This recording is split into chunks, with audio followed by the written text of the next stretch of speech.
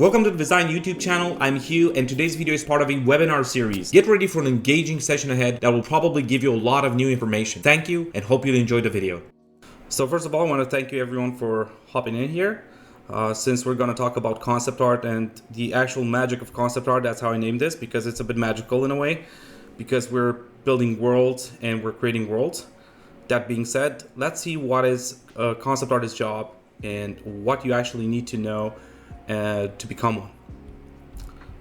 The first part here, we're going to go into the outline of the entire set. So we're going to go through what is concept art, what is a concept artist, what is the job of a concept artist, concept art industry standards, and we're going to go a bit in discussing those, skill set requirements, and of course portfolio, salary brackets, what can you do to become a concept artist, so what you can practically do to pursue this career.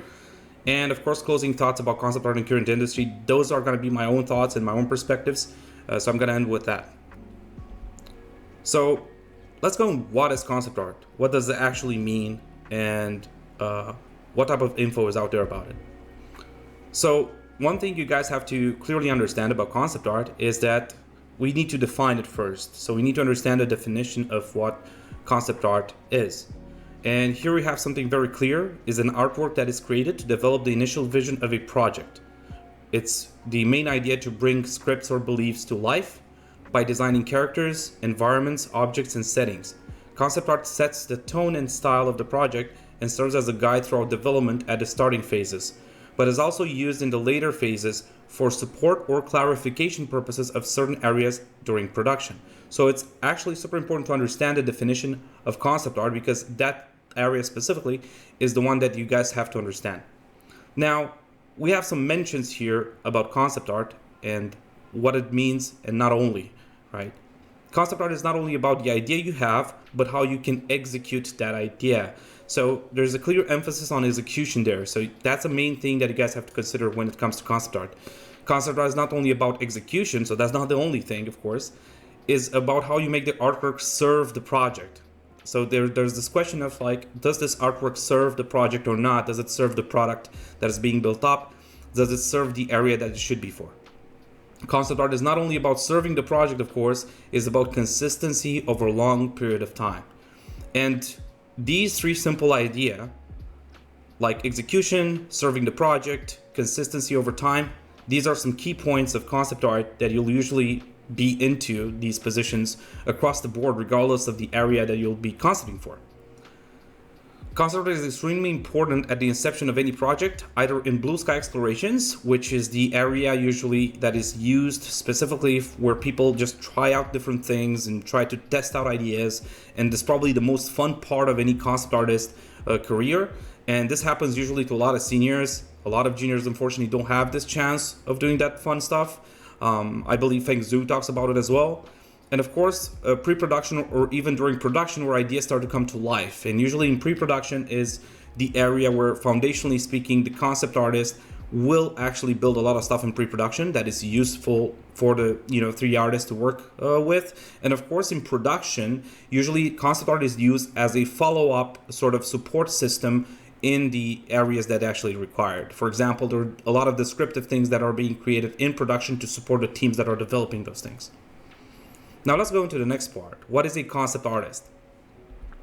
So what we have to understand is concept artists are individual artists with the capacity to create and use art form as a communication using various mediums with a profound understanding of foundational artistic skill set. And this is super important, that most people, that if they want to become concept artists, this is key: foundational artistic skill set and a great understanding of design. So these are criteria that are super important, mainly foundational artistic skill set and of course design. Concept artists employ drawing, sketching, painting to generate ideas that respect the guidelines set forth by a project. A concept artist has to be able to do the following. And here you'll see a clear list of descriptions that is super easy to follow. So we have problem solving, which means problem solving ability. Adaptation, meaning you need to adapt to the documentation that has been created or set forth by the documents that are created by art direction, stylistic language guidelines, all those things that are being created. It has to evolve basically as perspectives, and this is more of a criteria over time. It has to create. So it has to have an idea of creativity and to create things from scratch. It has the ability to execute and clarify, and of course communicate. So these are very foundational things. The other part that is also key is working with references, work from imagination, and of course work with references comes first, as you notice, simply because referencing is a lot more important than working from imagination, especially at the start of your careers. And of course working from imagination kind of increments over time through experience, and of course like the way you set out to be outside of your comfort zone and you actually push those boundaries, but that's a totally different conversation.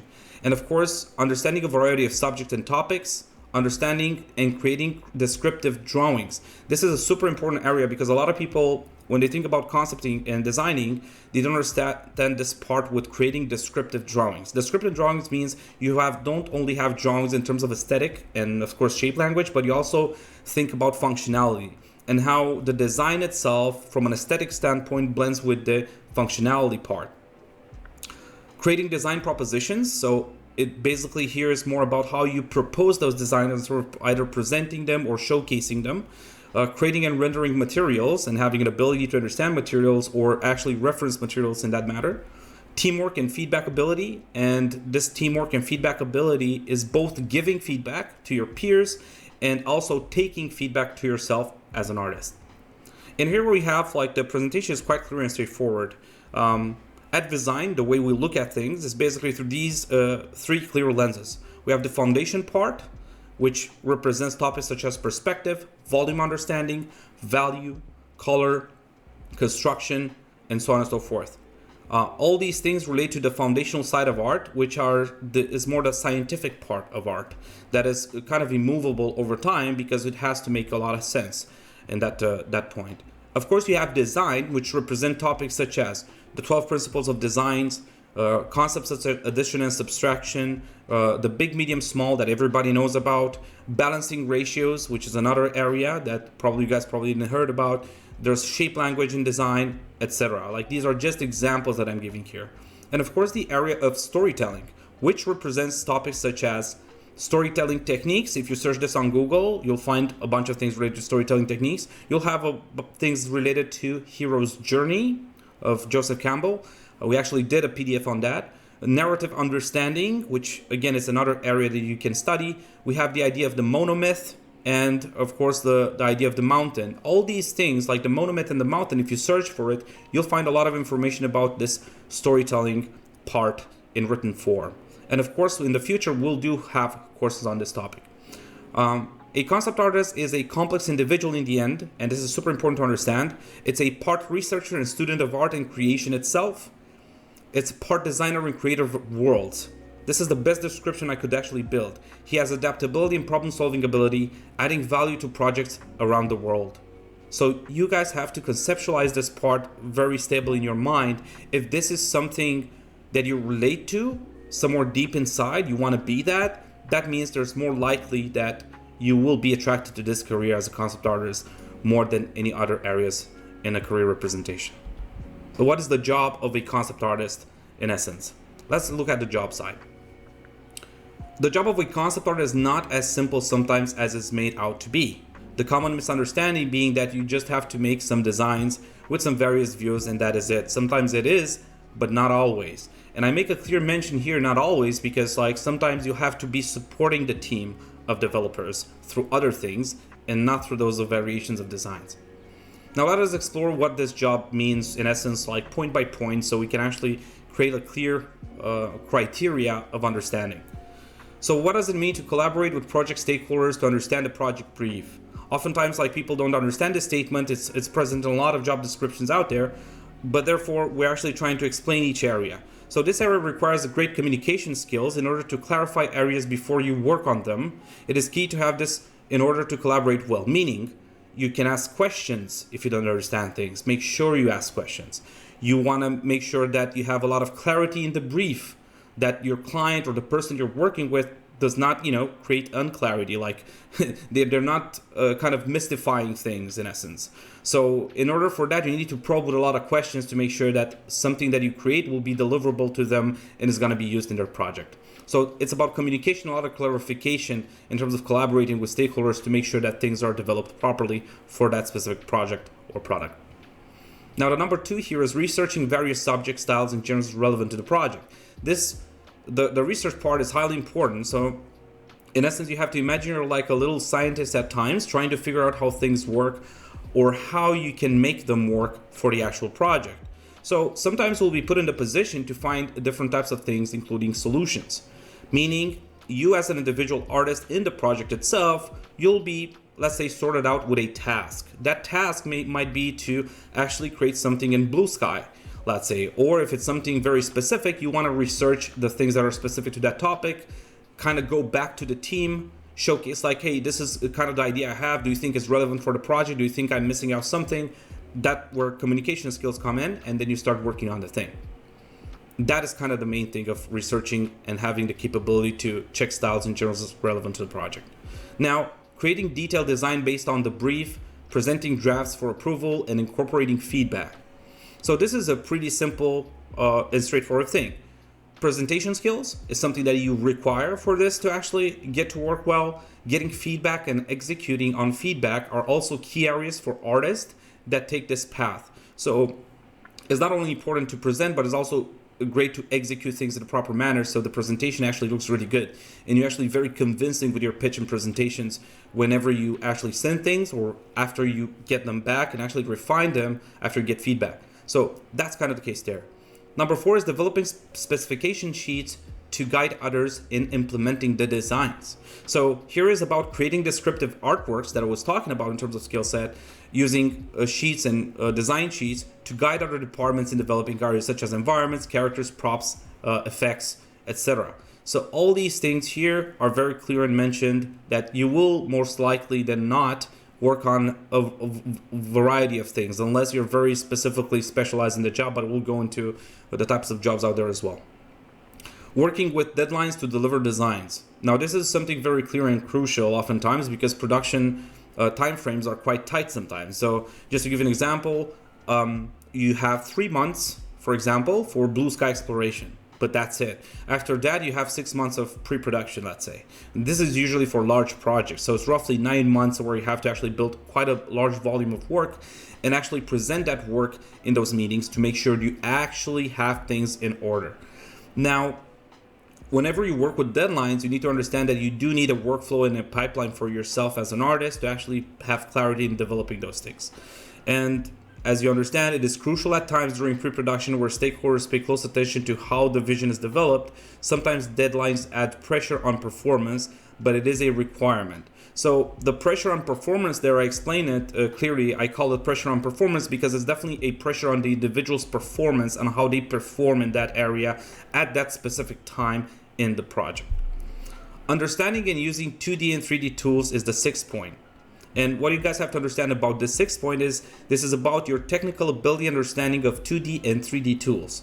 It is an important skill set to facilitate a proper development of certain specifics that are asked for, tools such as Photoshop, SketchUp, ZBrush, etc. So this highly depends on your proficiency with these softwares. So that's I call it a technical skill set of understanding and usage of that software.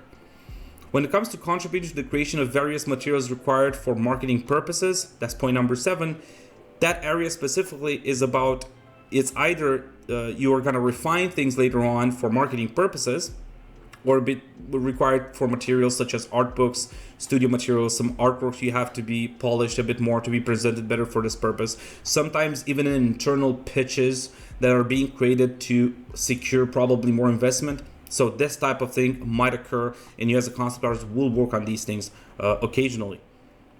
And number 8, continuously refining and evolving concepts throughout the production process. So you'll start with sketches that are rough, then you are incrementally evolving those things. So this area refers to the process where the concept artist acts as support for other departments such as 3D, VFX, and so on and so forth.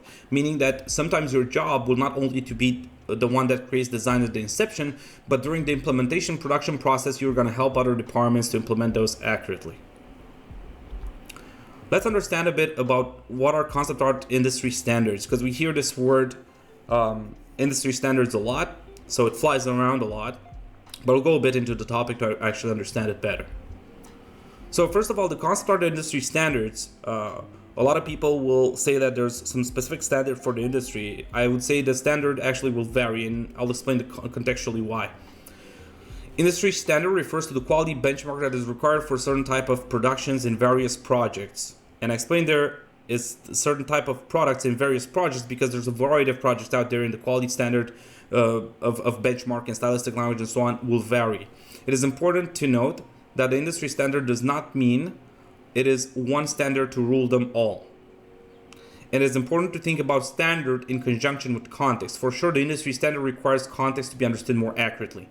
And this is the area where I'm giving here a simple example. This is a mobile game portfolio mostly, so it's mostly done for like platformers, 2D games, things like that. And this amazing portfolio that is from Alexandre Lessot. You guys will have the link in the description there. He does some really cool stuff, as you notice. It's really fun stuff. A lot of stuff is fresh and interesting. And at the same time, this is just an example of a portfolio of a standard that this guy is catering his portfolio towards. Okay, so he has a concept art for this area. He's probably gonna get a job, no problem. Now let's go to the next part here, where we have Simon Kopp. This is a more of a veteran guy. He actually knows his stuff. He does work for a while, and you'll see that his standard of building things is slightly different. So he looks at things. He's more of in a blue sky options. He's gonna do a lot of more creative stuff that a lot of people like, and it's gonna be a lot cooler. But again, he has the knowledge to actually do that, and he does a lot of this. But definitely, you can understand from his artwork that he can do descriptive drawings and descriptive artwork. So he's definitely an amazing concept artist, and of course, an art director, from what I remember. Here we have Paul Trochu. I actually knew Paul Trochu back in the day, and when it was Level Up. And this guy didn't update his portfolio. He actually went to FZD, but he didn't update his portfolio in a while. But his portfolio is still there, still gets work, and this guy is actually absolutely amazing. So I'm hoping that he will show some more of his newer work that I know about. And these are some examples of portfolios that we actually discussed. Now let's go into skill set requirements. When it comes to skill set requirements, we look at skill set in two major ways, usually at the industry. So you have the craftsmanship part, where it's basically about the craft itself, like how good you're working with your ability to draw, paint, sketch, model, and make decisions usually in an artwork. So that is the first part. And the second one is the technical side of things, the ability to use with ease various 2D and 3D software such as Photoshop, Clip Studio Paint, ZBrush, Maya, Blender, etc. So one is craftsmanship, the other one is technical. And here I just give two sliders. So on the left here, you have the time horizon for craftsman ability. And of course, you see these are just like some things related to time and skill. So in a short amount of time, you'll get to a certain amount of skill, and then it will go more linear, because after you become a professional, your skill will grow very slow, by the way. Like there's a certain area where, you know, from this moment, it kind of goes like more flatter. And of course, here we have the same colors, but this is actually a bit different. What this means. So you'll see that each line here, the information presented, is for general understanding. Okay, each line represents an individual. Therefore, some people will learn faster than others in the craft, and others will learn faster on the technical side. And you'll definitely have people that are more technically oriented, and they'll do better with tools and with different softwares. And of course, you'll see the things related to the craftsman ability, that some people will actually enjoy that more and actually evolve more, because they probably have a different wiring that they produce more in that area. But you'll see, for example, there's this person blue. I'm taking this blue person here. We have this blue person going like that. It's kind of growing normally. We see it's pretty clean. But on the technical side, they actually spike really fast up. You know, so they're very good technical.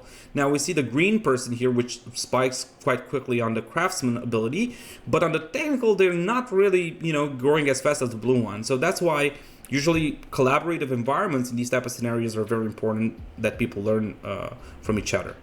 And here, craftsmanship is developed through actual work, drawing, painting, and designing, solving various problems, drafting propositions, and building experience through creating concept art. Now, the other part is the technical ability and software understanding is easy to build throughout action.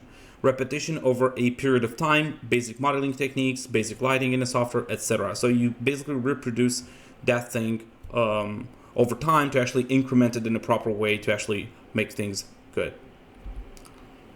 Let's go into the second part of the skill set requirements, where we're going to actually talk a bit about what the progression as a concept artist, or even an artist, if you want to take in general terms, look like. But I'm focusing more on the abilities of a concept artist here, but you can take this to apply to any type of job out there. But that's kind of the thing that actually occurs. So you have the progression part in the career goes as follows. You have the specializing point where you usually start your career. Meaning that you as an artist now, if you're learning or you're in the learning phase, the best idea is to specialize. Meaning here you choose an area to specialize, you make a clear commitment towards that area, you have a clear target of where you want to achieve and what you want to do, you build deadlines for your portfolios, make sure you have at least 20 artworks in your portfolio, make a commitment towards the area of the industry. It's either you want to go to mobile, PC, console, stylized, realistic, etc. So you want to clarify that commitment as well in terms of like what is the main baseline you want to start in. Learn the language of a specialist and learn to communicate accurately about your ideas and how you would execute them. So this is the first part that you have to actually do with yourself in terms of an artist to start your career and actually have a specialized portfolio in order for you to secure a job at the beginning. Now the second part of the career, so imagine this specialized part will take a certain amount of time. Now the next period of time, after you specialize, you're really good at your thing, you become an expert in that field. Meaning the time between specializing in here, after you become an expert, in this period of time, you're trying to become get a higher expertise in essence. So you actually become the go-to artist in that sector. You evolve and adapt your skill, and that is showcased. Make a deliberate choice to work with successful projects, meaning now you should actually think about the projects you're working with. You want to make sure that you're in a team that builds a successful product that goes to market. So that's actually super important, because a lot of people, when they jump on projects, they might not consider this, but when you're an expert, you want the projects you participate in, so you can raise your bar of expertise. You want them to be successful so you can showcase your portfolio with your expertise. You want to rebuild your portfolio, meaning that the things that were in the past now have to change and actually be better at the current date. Focus on online presence. This is the part where you should actually focus more on the online presence and actually be more involved in the community. Study the topic more in depth, build the ability to have answers with depth, meaning that if you give answers to people when you get or receive a question, you give a depth answer and you try to be clear with that. You polish your skills and add new skills. Example, if you're a 2D artist or doing 2D work mostly, so you're using Photoshop, you might want to add some 3D skill set. And if you have both, maybe you want to polish one skill that you actually lack more into. You start creating workflows to solve problems. Now you're not relying only on simple pipelines to develop things. Now you're actually learning how to build them. And of course, you develop a taste for quality over quantity and improve constantly. All these things here are the area where you actually become an expert and you actually create a higher ratio of expertise. In this third part here, you basically get to a more generalization process where, let's say you specialized in 5 years of effort. Now you became the expert in the next 5 years. That's 10 years of career, right? Let's say now you're like 30 and you actually get into generalizing. When it comes to generalizing, you basically study a different area. Example, if you did character designs and you're an expert in it, it is time to move to a different area, become an environment concept artist. Basically, you add, if you're an expert in something, you specialize in another thing. It's that simple. So that's how you can process it. So you become a specialist in the secondary area. You update your portfolio with new ability that was gained, showcase more proficiency in other softwares, develop more proficient communication to become more able to build towards the next level. And that is pretty much kind of the general idea of generalizing. So you basically start to become more than you were before. In the fourth phase here, you start leading people. So unless you don't want to do that, for example, you're still gonna generalize and actually produce a good quality work regardless. You'll be paid really well regardless. But in the lead section, you need to understand, number one here is understand vision and what vision means. Meaning, what is the vision for a product, a project, and so on and so forth, and what's gonna happen next. You need to have the ability to articulate yourself from a language standpoint and a skill standpoint. You have to create workflows to support a vision, development pipelines, art direction documentation, etc. So all these things here are becoming a sort of priority. You start to become more organized. You start to become more capable of delivering information in an easy manner so people can understand you easier. And those things are incremented at the end of the day to help either the team you're leading or putting the basis of leading a team for the future. Ability to organize and create incentives. So you need to understand like how certain people work and how they can be incentivized to produce better work. Some people need more management, some people need less management. So at the end of the day, you want to make sure that you don't overmanage or undermanage scenarios. Number 5 is accountability. That has to be at the core of your principles, meaning that if you're not being held accountable towards yourself and you're not holding people accountable, people will not take you seriously in that scenario, and those things are not going to actually be well for you, and they can depreciate or deprecate over time. Read and improve your leadership skills, and this is basically, there's a lot of books on leadership. You can read a lot of that. Keep in shape in terms of skill set. Keep updating yourself. So whatever type of things are occurring, you still want to keep yourself updated and not fall back. There's a lot of work. We all know that, but that's in the leadership position.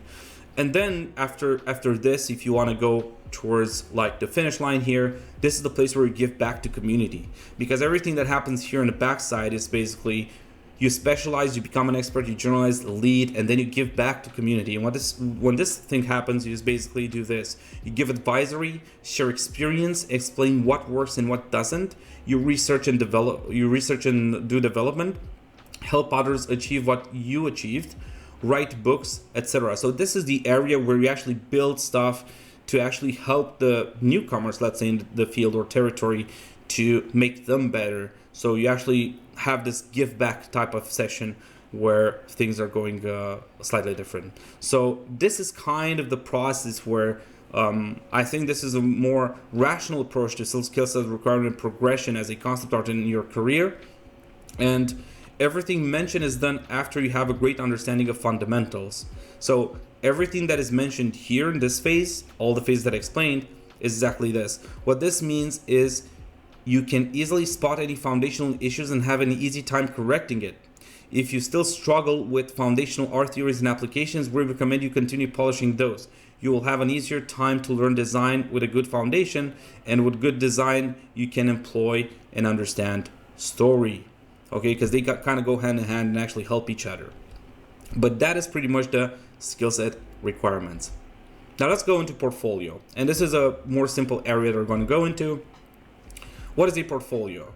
To use the thought process as simple as possible, it is a book about yourself as an artist. It is your resume in image format. It shows the progress and processes you use. It is your ability to articulate yourself as an artist. Everything you would put in your portfolio will be reviewed by both companies and other artists. And this is, I put both companies and other artists because artists will follow other artists.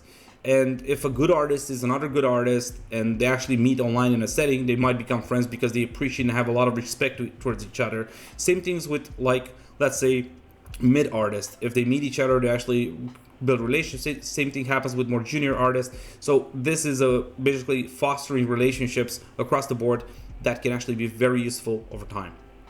Here we'll showcase some portfolio examples for the purpose of quality benchmark and execution. And if we have Darren Bartley, you can actually search on our station. Again, this is basically here in this image format, but we have Darren Bartley, amazing artist, Paul Richards, Baldy Konyan, Stephen Oakley, Mauro Belfiore. All these artists are veteran artists, very capable individual with beautiful, amazing portfolios. I follow all of them here. I think they're amazing concept artists for the specific topic that we're talking about, and they do some amazing work. There's a mention here, all of these artists are peak performers. What this means is basically they are peak performers in their field. We are giving these examples because this should be your target as well. Because like if the higher you aim your target, in essence, the more chances you'll have to actually reach that part. If you aim low, you'll probably shoot even lower. So try to aim as high as possible when it comes to this job. Another thing we're going to discuss is salary brackets. So salary level will depend on factors like expertise level, of course, you either entry, intermediate, senior, job location, years with the company, etc. So people that will be longer with companies will have more benefits than others that are newer with the companies. They maybe have stock options, they maybe have like many other things extra compared to those. For in-house positions, there is going to be an additional financial and non-financial benefit, like health insurance, project bonus, employee share scheme, flexible work, hybrid and remote, participation in trainings, etc. So you'll be offered all these things if you work in-house. If you work freelance, you don't have these options. Things are going to go slightly different, and of course, the payment will go slightly different too. Example salaries for in-house concept artists around the world. I'm going to tackle this, and I'm basically going to complete this information with a bit of stuff related on the freelance side. Now, when it comes to country and currency, in US, we'll have the lower range entry, it's going to be 47K. Mid-range intermediate is going to be 80K, and upper range is going to be in the six figures range, 112K, and can go even higher. Like I know people that are paid from 140K and 160K in the US, and whatever goes into the leadership positions, by the way, go into the range from like 180K towards 200, 220, depending on the job description, let's say, and of course their type of incentives that are set up there. In Europe, in Germany, the low range is between 29K, the mid range is 57, and the upper range is 70, and it actually goes even higher. It goes towards 100K for the people that are working freelance or have more experience. In UK, it's 25,000. This is in pounds, by the way, and this on top is in euros. And of course, you'll have 43,000 here for the mid range, and of course, the upper range is gonna be 58,000 pounds, but it can actually grow even higher too. Canada is going to be 55K for the low range, 70K for the mid range, and this is Canadian dollars. And of course, the upper range will be 86 plus in that range. And you'll see that there's going to be quite a discrepancy between these ranges here in Canada and the ranges in the US, of course, because this will highly depend on the location. We didn't put Romania here because Romania is like pretty bad. Like the ranges here are under 20K a year. So in terms of euros, it's way under. Australia is like 66.5K Australian dollars, 80.7, 99.6. Again, you'll have at disposition this document, so you'll have access to it to actually check out these areas specifically. Note that the global economy context can affect your income between 2021 and 2023. The USA, which is below, right? In EU had higher inflation than wage growth. This means a decline of real wages. So you have to keep this in mind as well. So especially like if you're freelance and you see there's definitely an inflation going on, you might want to adjust your rates depending on inflation. So you need to match at least like how much money you lose because inflation. You need to match that to actually keep yourself up to date. In some countries, employees pay taxes and employees receive the net amount. In others, employees receive the gross amount and pay their own taxes. So this will highly depend on the country. Make sure you understand what the pay refers to. So you'll have money before tax and after tax, but those things you can actually check in your country depending on where you are and what goes on there. In-house annual wage growth may not keep you up with the market average. Newer employees may come in with higher wages than experienced employees. Job hopping is a way of increasing your salary more significantly in a situation of economical stability growth. However, now is not one of those situations. Many companies are still having layoffs, as you guys probably noticed and know. What is good to understand about this, I just want to give a mention about the hopping part from a company to another. I do suggest you stay at least between a year or two in a company. So it doesn't look in your resume that you sit there for 3 months and then you sit 3 months in another company and then 3 months, because that becomes like a bunny type of resume that hops from one hole to the next, and that's not looking very good. And after you do that, let's say 4 to 5 times, people will be very reluctant to hire you because you don't offer any stability to that company and you're just after the money. I don't think it's necessarily a job after the money. Even if you need the money, make sure that you stay there for a while so you can actually have a reasonable way of moving. So usually what I recommend, stay kind of like 2 years in a place and then move to another one. If you get a totally different opportunity, like it's crazy better, and you're working for like a couple of months in a company, but you're planning to sit in the other company for the next 2 years, that is perfectly fine if you're making that decision. But make sure you don't hop from a company to the next just like that. Now, what can you do to become a concept artist? So we're gonna be pretty simple and straightforward with this question. Number one, take a moment. It can be a day, 2, 3, however you want to take, but take your time. But think about what you want to do, and everything that I explained here is something you want to tackle. Be honest to yourself and go into this with a clear head, meaning take your time to think about it. Like, you don't necessarily have to be constrained by anything before you actually make a decision. The more clear the decision is, the better you'll actually do. Understand that drawing is more important than painting. So for concept artists specifically, and here I'm specifically talking about this job section, so I'm not speaking about illustration or anything else. As a concept artist, drawing is more important than painting, and you have to understand this. At least in this area, foundationally speaking, you will sketch, draw, and iterate more than doing pretty pictures. The pictures you create have to support other areas. And of course, if you're able, or if you're mandated, let's say, to do pretty pictures, that can be part of the job too. But mainly, your drawing ability is the one that will pull you out of, this thing. Number 3 is persistence. Okay, so be persistent. It is a long road, so qualities such as resilience, persistence, and passion will push you forward. So for this job area specifically, persistence is key. I don't think I can describe it otherwise. I think all the artists that I mentioned in the portfolio section, all the senior artists and capable individuals there that are, some of them are art directors today and so on and so forth, they're extremely, extremely resilient people that worked a lot.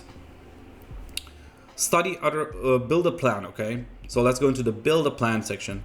Clarify a plan with a timeline and clear goals and deadlines. So this is way better than having no plan whatsoever. So having a plan can give you clarity and understanding of what are you trying to follow up with and where you're trying to go. After this, it's going to be a lot easier to focus on things because you don't have to think that much anymore. You have things clarified and you just work on them. Study other artists, check in their older work, reverse engineer the path of their kind of development. Meaning that you want to check out and see, like, how did that artist become what they are today? And you'll see there's a lot of work behind them that is actually pretty bad, and they evolved over time. You want to find out what will work for you because everyone is different. So what I did personally, I'm just going to give a personal experience right here, is I did reverse engineer the artwork of a lot of people, and I saw how they evolved, and I took certain things from there, but then those things helped me specifically in specific areas. So you basically steal either processes or either ways of thinking, or either say, like, for example, I watched a lot of Paul Richards stuff. I checked his Auto Destruct website. I learned a lot of things there, back in the day, and that helped me to expand my knowledge and expand my ideas and the way I thought about things. So just to give an example there. Study design, okay? So design is an area that is the one thing that a lot of concept artists today don't get. Design is the number one area to study in order to improve your skills and way of thinking, including developing problem-solving abilities. So a designer, when it looks at something, it's mainly trying to come up with a clear solution almost off the bat.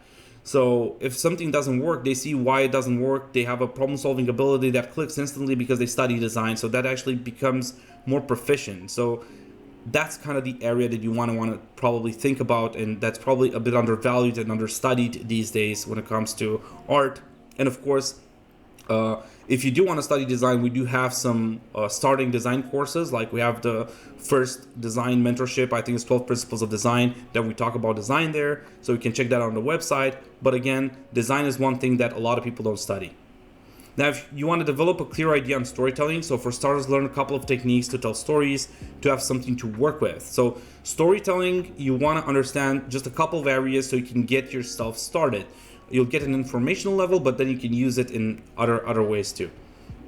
Don't be afraid of hard work. So this area is actually pretty clear. Like if you're afraid of hard work, I don't know like if this is necessarily for you, but hard work will definitely be involved in this process. People who become constantly fall in love with creating and building worlds. It is fun and fulfilling. That's kind of, it's like a calling. It's like something that you want to do forever. Like me personally, I want to build worlds forever. And this is a fun and fulfilling type of job that I would do until the end of my existence. It's that how passionate I'm about the subject. And number 9, if you feel stuck, take a break and start again tomorrow. Like it's not a bad thing if you're stuck. People get stuck sometimes. It's only normal that you get stuck, and sometimes you might want to consider, maybe I should stop for now and just like take a moment, breathe, and just move forward tomorrow. It's not always easy, of course, but yeah, if you feel stuck, take a break. Start again tomorrow. Ask for some feedback. Find some people that are reasonable and can give you good feedback. Okay? Things can work out. And number 10, be descriptive. Explain why something is there, either verbally, either visually, and how do you come to that conclusion? People need to understand you, so you need to explain. Everything you do as a concept artist, either in an artwork or even in live conversations with people, and when you're trying to explain something, you want to be as descriptive as possible. And here at the bottom, you have something that I find very useful and necessary. You have to research, you have to study, you have to develop, you have to create, and then showcase, and then repeat the process. This is something that will follow you as a concept artist everywhere. Another part when it comes to recommendations, if you're gonna try to find courses online or things that are useful online or things that are related to, let's say, learning in general, and if you want to learn from various places, you want to make sure you do these couple of things here because it can save you money and time as well. So number 1 here, research the instructor. So whatever you're watching, if it's online courses, like for example, how we provide, you want to make sure that the instructor is a trifecta. What that means is that, like, does it know theory? So do they master theory? They're capable from a theory standpoint to showcase the theory behind it. Can they apply the theory? So do they apply the theory that they're talking about? So they showcase an application. And do they perform in the sector? Meaning, do they, like, what was the last project they worked on? Because like when it comes to instructors these days, a lot of them out there do not work, on any late project today. So maybe their experience is way in the past, but even that, make sure that the person is capable of even working today. That is super important for an instructor to be capable of doing. You want to make sure you research the school or university and what is their value proposition. Does this make sense? Does it not make sense? Maybe I should talk about this value proposition with, some of my peers, maybe some people that I value and respect in terms of opinions. Whoever I'm going to talk about the value proposition, I'm going to go talk there before I make a decision. So I'm trying to make myself more intelligent about my decision in the process. You want to research the course. Mainly, you want to check out very clearly what the course does and what it explains there. Does it improve me? What is the return on investment over time? Like a course can actually give you a massive return on investment if it's the right course that you actually get. Another point here is don't overspend money. A lot of people think like spending a lot of money is good on courses. I don't think it's necessarily good. I think the research part I need to do on top is better. It is enough to spend $10,000 to build yourself up, meaning across of, let's say, 2 years, you spend $5,000 a year on courses, which if you put on average on a monthly basis is roughly, I don't know, let's say, what is it? It's like $400 on a monthly basis, roughly. If that is the case, I think that is enough. Like, you don't need to go to spend in university $150,000, $120,000, $60,000, $70,000. How much is a uni out there? Because at the end of the day, it's 90% work and 10% money. And this is a super important point that I want to emphasize, because a lot of people go in universities and overspend a lot of money there, and they kind of get to a point where they finish uni and then, okay, what do I do now? Because adulthood kind of hits at a point. Another point here is just free resources, but also question them. Okay, because something free is not always something good. And that's another point that I want to emphasize, because a lot of people, if they get access to free resources, sometimes they can get confused about the information that is being provided. And if the information is not clear enough, maybe you should actually discuss it with someone else. Because again, people, even if they have experience, they'll have different thoughts about different processes, different ways of explaining, and so on and so forth. Maybe you want to clarify that with certain people. Make sure you ask questions, and also ask questions about the resources you're consuming. Meaning that you do want to improve one side of your processes, including critical thinking, and that is something you want to try to emphasize and actually build up. If you're unsure about online advisory, check out with other professional or other people. Okay, so if you ask a question, for example, here in design about a specific area, there's no reason that someone would actually kind of like misguide you, because we curate everything here. So we try to pay attention if something is useful or not, or if you guys are actually misguided into something. So checking with other peers, maybe talking about people that went through university even. Is that a good experience? Is it a bad experience? Are you making money today or not? How did that affect your life? Having that quick interview with someone to actually learn from them and see what's going on, maybe it would be invaluable to a certain point in life. Always have critical thinking and question things. And I cannot mention this more. If you guys have questions, we can answer almost any type of questions. We're very transparent how we answer questions. People put questions in our channels here. We do the same thing. So it is important that you question things, and it's only natural and normal, and you should never be afraid of asking questions. Be mindful of people's time. So wherever you go, whoever you talk, let's say you go on a channel talk with a pro, ask them question, try to support that person or area that you're trying to get your information from in whatever way you can. Just to give an example, guys, if you want to support design, go ahead and support it. Do it. It's absolutely amazing if you do. If we can actually help as many people as possible, that's our target. Okay? And again, research, study, develop, create, and showcase. Now, since we're actually at the end with the closing thoughts, I'm going to give you guys some closing thoughts about the concept art industry. At the beginning, it's actually really hard. So I can tell you a bit of my experience. I started in mobile games, and working in mobile games, I worked as a 2D artist, mainly working on assets. So in my period of mobile games, I worked in mobile games for roughly like 5 years until I became a senior. I actually helped the team develop some stuff too. I did animation, 2D animation, sprite-based animation, and then I had a period of roughly a year and a half where I had to build my portfolio for Ubisoft. And then I did a test at Ubisoft and actually got hired as a concept artist there. The test that I did at Ubisoft, I had to do a concept art in 2 hours, basically there. It was a live test, and I had a 3-day art test, I remember, doing a fully finished piece at home. So the test was like split in two. And then I had like roughly like, I think 2 or 3 conversations with human resource there to actually understand what's going on. What I understood from the entire process was actually very tedious. It actually took roughly like 2 months, the entire recruiting process. So it took some time for me to actually get the job, but I actually got the job. And I actually went into the studio and I learned as much as I could in that whole period of time about production, everything that I could learn from my peers and our directors there. And after that, I actually moved myself into the freelance sector after that. So after Ubisoft, I went to freelance. I had to revamp a lot of my portfolio. My line presence had to be based on an ethical concern that I have to be there present regardless, which transformed over time into something that became more natural. But at the beginning, it was really hard. Like, I don't want to mention like the times that I actually stood like hours and hours and hours working, and I worked a lot of hours. But over time, it started to pay off. It's basically like a sort of slow progress like that, and then it bumps up really high because everything that you put effort into has a compounding effect over time. Now, the current state of the industry is not great today, and there's definitely like going to be challenging for you guys to actually specialize in something. But I can recommend, for example, like for the 50 people here in our, let's say, discussion, you can specialize in areas that you don't find very often, for example, in terms of concept art. Like, for example, if you search on ArtStation, character concept artists, you'll probably find more character concept artists than there are environment concept artists. So whatever niche you choose, make sure you research the area before you go into it. See if it's something that you can combine from a viable economical perspective to a, let's say, a professional perspective. So you need to combine a bit of things there. Okay. And overall, I think the industry will still go forward.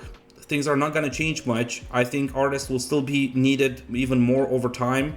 But what you can do for yourself, for the sector, you can actually make sure you specialize and build a portfolio that is clear and has a clear target, because that target in itself will help you build forward. That is pretty much my presentation. I want to thank you guys for taking your time being here. Thanks for watching, and don't forget to subscribe and hit the notification bell to stay updated. Check our video description for more resources, including courses, tips, feedback, and a lively community on Discord. I'll see you there.